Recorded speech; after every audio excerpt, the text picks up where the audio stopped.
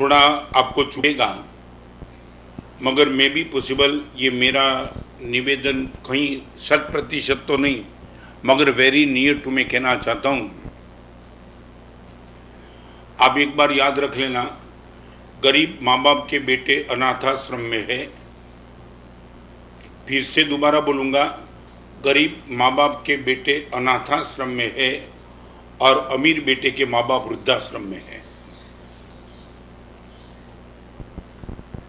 आपको यदि 2 बार क्लिक हुआ है तो सुन लेना।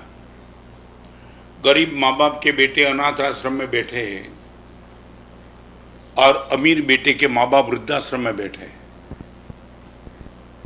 मैं 100 वृद्धाश्रम में 100 वृद्धाश्रम में मुलाकात लेके आया हूं, कम से कम 100। कहीं मैंने गरीब बेटे के माँ बाप को वृद्धाश्रम में देखा नहीं है, नेवर, नॉट ए सिंगल। और अहमदाबाद के वृद्धाश्रम का मैं यह नाम देना नहीं चाहता हूं, उनकी भी गुडविल है, मगर वो वृद्धाश्रम में प्रवचन करने के लिए गया था। सच बताऊं, 7 स्टार होटल जैसा वृद्धाश्रम, समझ लो मैं जो कहना चाहता हूं, 7 स्टार व्यवस्था।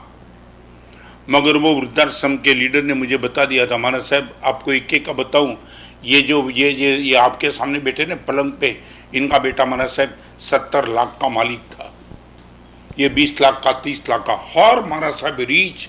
और एक की तो बात उसने बताई, मैं हैरान था। महाराज साहब 2 महीने के पहले एक पिताजी शांत हो गए।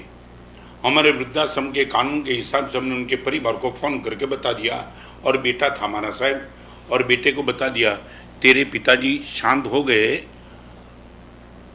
कल उनकी डेड बॉडी का अग्नि संस्कार होगा। बेटे ने बोला कि मेरी बिजनेस मीटिंग है और अग्नि संस्कार में आने का मुझे समय नहीं है, तुम जो भी ठीक लगे वो कर देना। महाराज साहब हम वृद्धाश्रम के जो भी लोग थे, उनकी परमिशन मिलने के बाद हमने उनके पिताजी की डेड बॉडी का अग्नि संस्कार कर दिया। वहां तक तो ठीक था महाराज साहब। 10 दिन के बाद वो बेटा खुद आया, और महाराज साहब मैं आपको वो मोबाइल भी दिखा सकता हूं। मैं बोला मुझे देखना नहीं है। महाराज साहब मेरी चैम्बर में आने के बाद वो बेटा मुझे बोलता है कि मेरे पिताजी जिस कमरे में रहते थे, वो कबाट में जो भी रुपया जो भी है ना, सब कुछ मुझे दे दो। महाराज साहब आप विश्वास नहीं कर पाएंगे, ये मालिक को पूछो बॉस को। महाराज साहब मेरी आंखों के सामने जम के उसको चाटा मार दिया, उनको गिरा दिया। हरामखोर, तेरा बाप शांत हो गया तब तू मुझे बोलता है बिजनेस मीटिंग है, तुम डेड बॉडी का अग्नि संस्कार करो, और 10 दिन के बाद तू ये बोलता है कबाट में मैं लेने के लिए आया हूँ, नालायक मार दूंगा तुझे। महाराज साहब मेरा ये कहना, और उसने बोला मैं पुलिस को बुलाता हूँ। उसने बोला पुलिस को तो बुला, हम भी तो चाहते, तू पुलिस को बुला, पूरे गुजरात को हम पता लगाना चाहते ये हरामखोर बाप है। महाराज साहब चला गया। 60 लाख 70 लाख का मालिक बाप का बेटा ये कह सकता है कि 10 दिन के बाद मुझे दे दो सब। तुम भगवान को भूल गए, गुरु को भूल गए, जन्म देने वाले। मैं रिपीट करना चाहता हूं, एक बार तुमने याद कर दो, बाकी ना बद्दा तुम्हारा उपकारी जे पण सौથી નજીકના ઉપકારી, પ્રધાન ઉપકારી ને પ્રથમ ઉપકારી, 3 વિશેષણ ગુજરાતીમાં કહીશ। તમારા નજીકના ઉપકારી, પ્રથમ ઉપકારી ને પ્રધાન ઉપકારી કોઈ પણ તો માતા પિતા છે। મારો નંબર પછી આવે છે। सबसे प्रथम उपकार, सबसे प्रथम उपकार, सबसे नजदीक का उपकार तो मेरे पे करने वाले यदि कोई है तो तुम्हारे माँ बाप है। वो ओल्डेज आश्रम में जा रहे,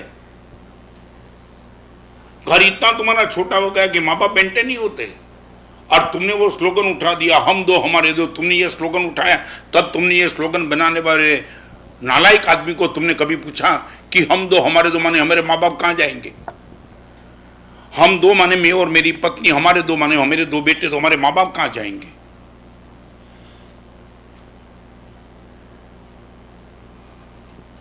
क्या तुम एग्जाम क्या देंगे? ये प्रवचन से तुम्हारा कितना परिवर्तन होगा मैं नहीं पूछना चाहता, मगर जिसके साथ तुम्हारा रिलेशन है उनको तो मेंटेन कर दो।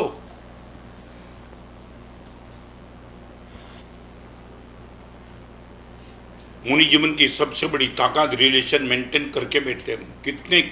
कितना उपकार लिया है। अब विश्वास नहीं कर पाएंगे, कल मेरे साधु भगवंतों की वाचना शाम को दी, तब मैंने इस संघ के उपकार को याद किया था। और लॉकडाउन के माहौल में कि हिंदुस्तान के हर संघ ने अपने उपास्य के अंदर ही मुनि भगवान के शास्त्रों को कोई दिक्कत न हो इसलिए चौका बनाया,